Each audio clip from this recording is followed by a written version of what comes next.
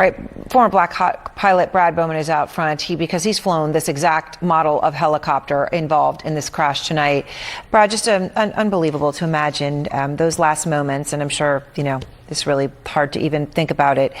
As you try to understand what happened here, if we look at it, it appears to be going down at about a 45-degree angle, and then there's a moment where we appear to be looking at a broken propeller. You hear they're in the air for 16 minutes, and then something like this happens.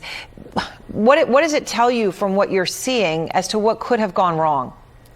Thanks, Erin. You know, it is very difficult to watch the video and consider that 6 people lost their lives, and our thoughts are, of course, with their families, and we want to let the investigation play out. But when I look at the video, the key things to see here is that you have parts of the helicopter already separating long before it impacts the water. And that includes the rotor blades, of course, the tail boom and tail rotor and the main rotor blades. And there's several reasons why that could occur. One reason would be that you would have inappropriate maintenance or part failure due to fatigue of a particular part, corrosion. You can have collision with other objects or engine failures. Those are just 5 or 6 examples of what can cause the rotor blades, the main rotor blades or the tail rotor, to fail and separate. And then obviously when that happens, then that's not good. You know, the helicopter was a Bell 206, as I said, something that you have flown, that exact model. And you also have flown this exact route over the Hudson in a Black Hawk, actually just 2 weeks before 9/11. So you know the route and you know the aircraft.